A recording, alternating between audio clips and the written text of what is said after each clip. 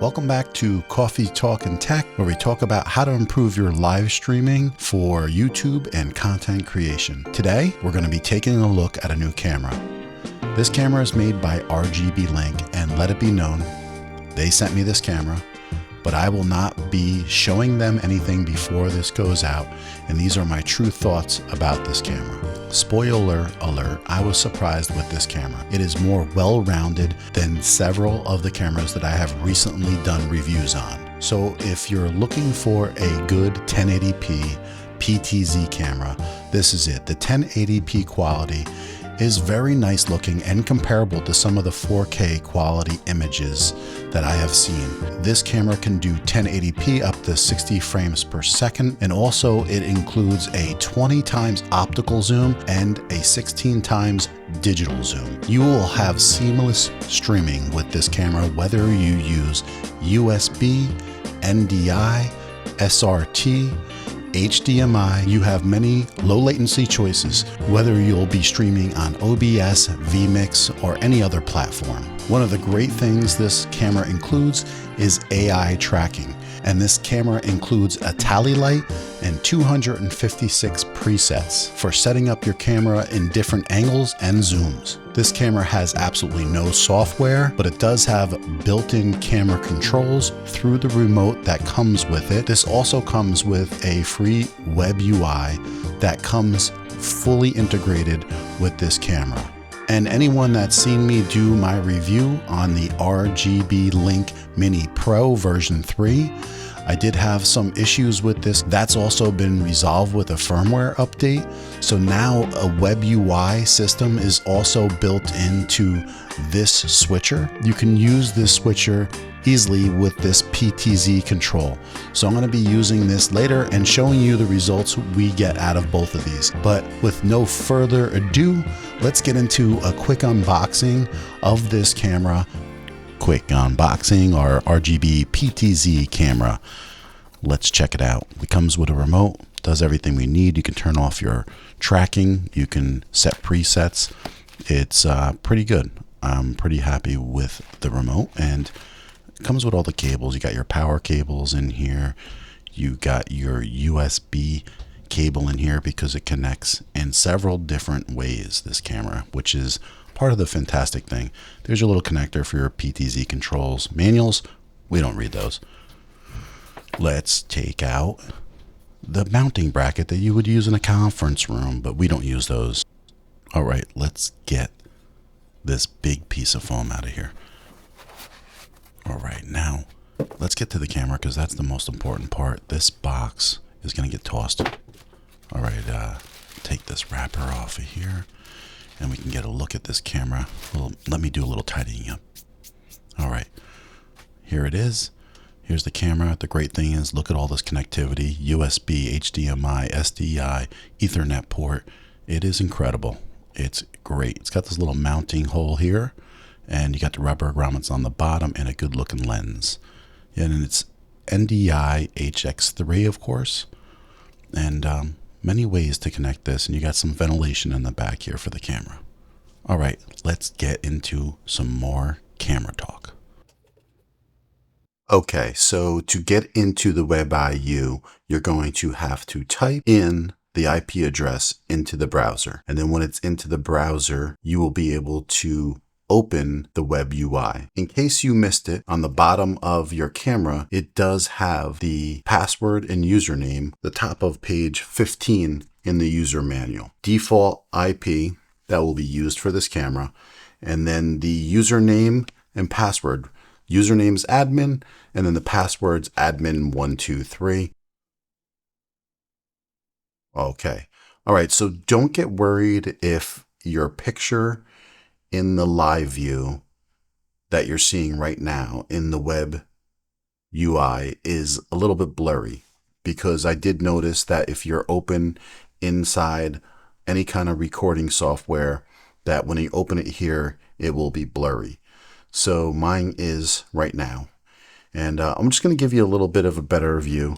I'll pop in a little closer here so we can go over some stuff.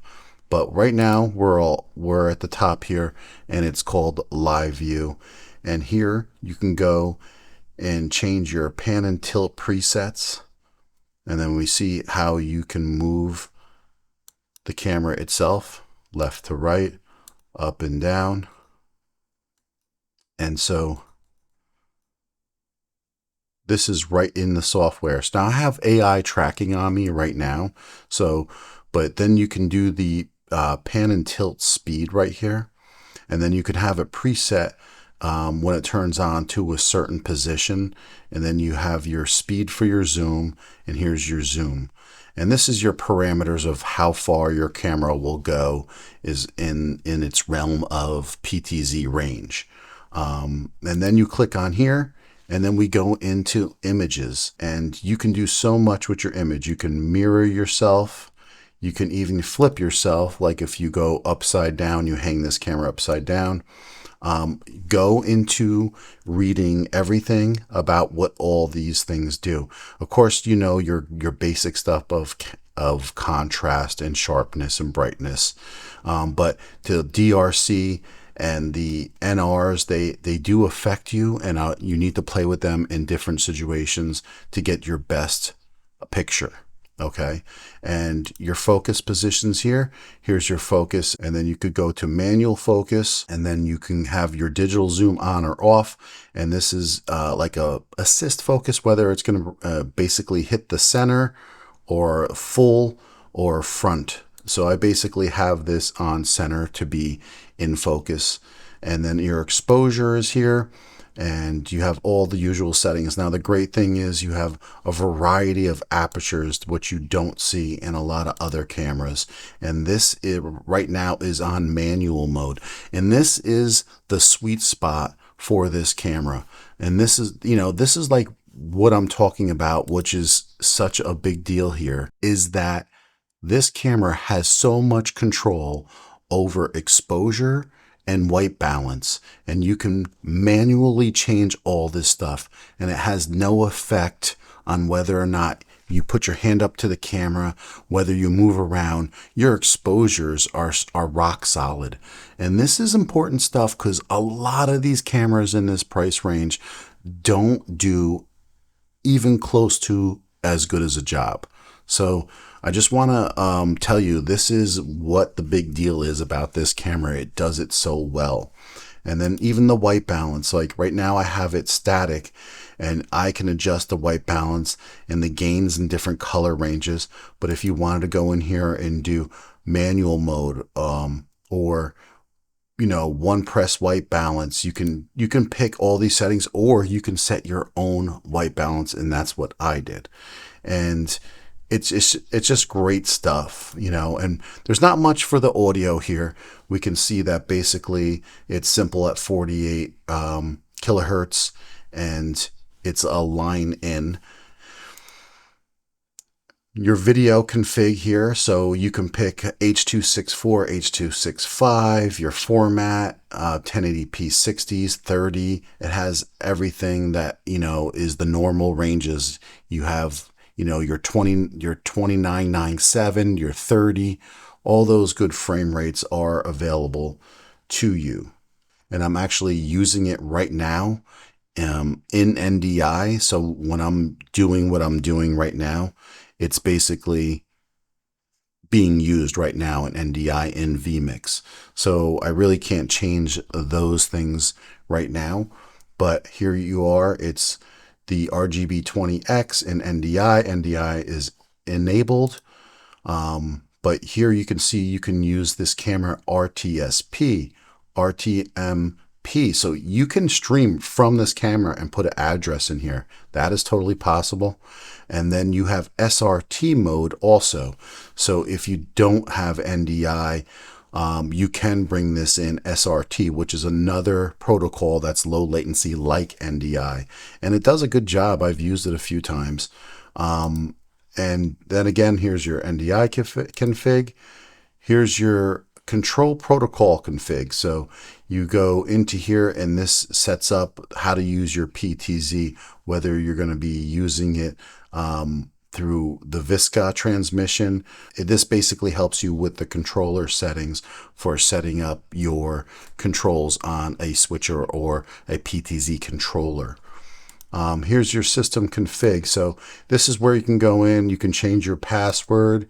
Here's all your Ethernet information right here. Here's your firmware where you could drop it in and load it.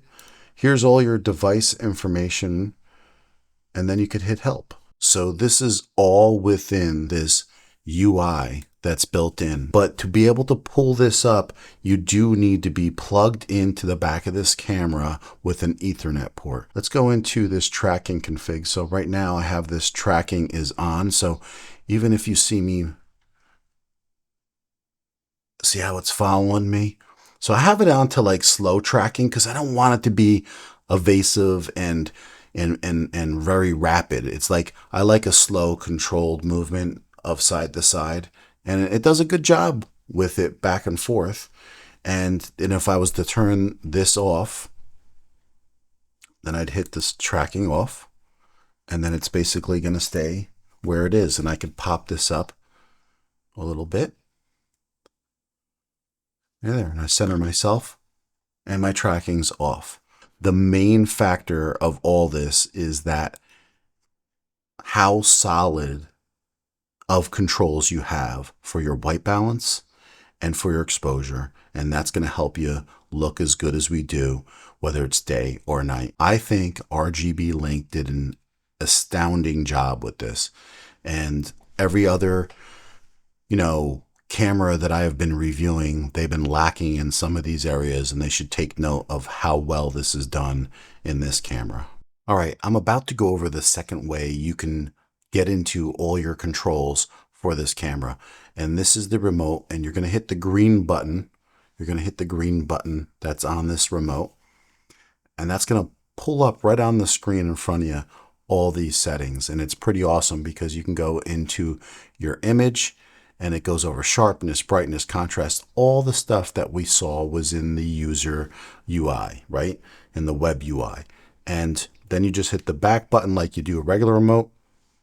You can go into your exposure settings, and this is all set up manual by me right now, but you can go in here, you can pick different settings. You can change your gain, your f-stop, your shutter speed, this white balance. I have it set to my own static white balance at 5,000 Kelvins right now.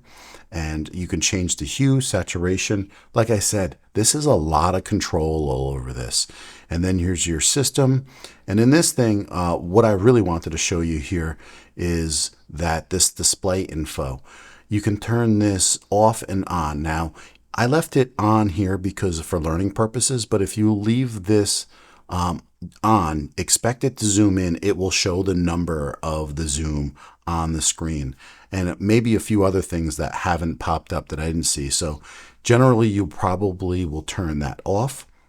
Here's your PTZ controls, the speed of your presets, the speed of your PTZ. These are great things. Everything that was in there. Here's a focus area, your digital zoom if you want to turn it on and off. And down at the bottom is your device info, like your firmware and stuff. Now, the only thing I didn't see in here where you did see it in the web UI was auto tracking, the AI tracking. In the UI, you even have more control. But just remember, again, if you're not connected through an Ethernet into the back of this camera, you won't be able to access the web UI. Check 1, 2. This is the PTZ camera, and we have it on follow AI tracking, and we're using a DJI wireless mic right through the camera, and it is going right through the camera into the RGBlink Mini Pro 3 version 3 switcher. So it's traveling through HDMI, and this is what it sounds like. And I wanted to give you a little bit of an idea of what this tracking is like. I think it does a pretty good job overall, but I think they're improving this kind of things, and they don't have all the settings available on the remote yet, as this is a fairly new camera, but the tracking does a nice job. I mean, it just follows you around, and you could change the speed of the tracking and how it follows you, how far down it will follow you. But I mean, overall, I think it does a nice job, and I wanted to give an example of it at least and see what it's like. But it zooms in on you, and then you can back off on this. And I'm trying to figure out some of this, but as we go, I know they'll make improvements on how you can make the adjustments on this AI tracking a lot easier.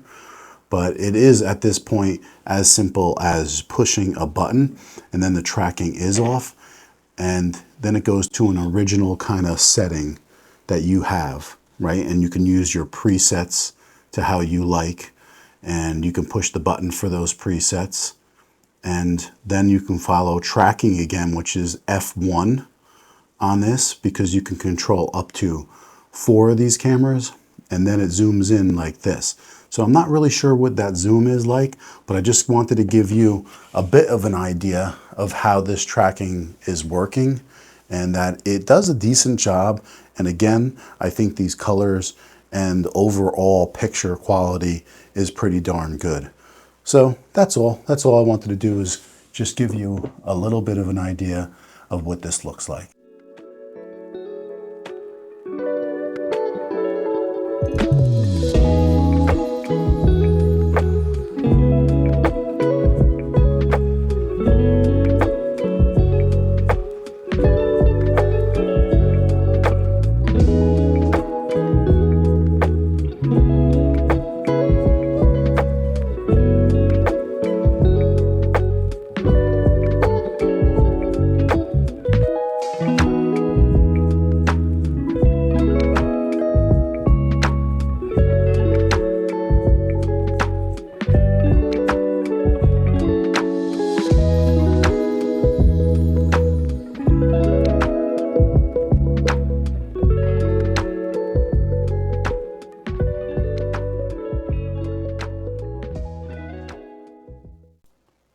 Okay, so what I'm going to do right now is give you a breakdown on the switcher used with this PTZ camera.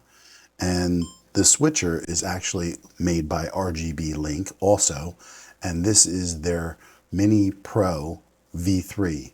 And just so you know how this is all set up, I have the switcher going into my PC that is run in vMix. So this is my vMix, and then the camera is right above on top of my computer, and the whole idea is that both of the switcher and the camera are on the network. So here's my little switcher located right down here, and the blue cable goes to the camera, and this gray cable goes right to the switcher. And now what you can see is I have control over it by whatever direction I want to go. Now it's not super precise, but it works, and it's functional, and it works with the camera, and you got to get a little hang of it to be really good, but it's great. It's great to have. You can control this from pretty far away with this on the same network. Network cable can go up to 300 feet. So to be able to have this now connected, the camera and the switcher, is a pretty cool thing that you can make happen. And so that could be very useful for some people to have a switcher. And just to follow through too, the switcher is connected to another camera, and this will be the first time in this whole video that another camera is actually filming me. So right now we're going to switch over to input 2, and input 2, there it is my FX30. This is my Sony FX30. And so right from the side, this is the first time besides anything else I filmed in this video with. Everything's been filmed with the RGBlink PTZ HD. And so here we are back on the RGB. I think it's a great image. This is one of the best PTZ cameras at this price range that I've got my hands on. And mainly because I just think the colors work. You can connect, a wireless mic to it, You can have so many options for streaming, USB. I mean, it has everything built in. Plus, you can buy the RGB switcher with it and do like a combo buy on this. And then you have control, which is great. But I don't want to show you all the ugly stuff in my room, really. I'm working on this PC over here I just built. And I have a little bit of lighting to help me out today. I know, making you probably seasick. But you get the idea. Just to kind of wrap it up about this camera, I've been really happy with this camera. I definitely think it's a camera that you should be looking at.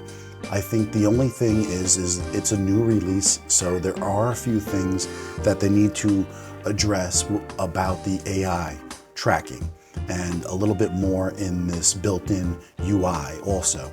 And the AI tracking seems to work pretty darn good, but I just think I want to get some clarification of some remote controls for it besides just pushing F1 to turn it off and on, and then also maybe a little bit more control in that UI. With the firmware upgrade, you would be able to achieve all that.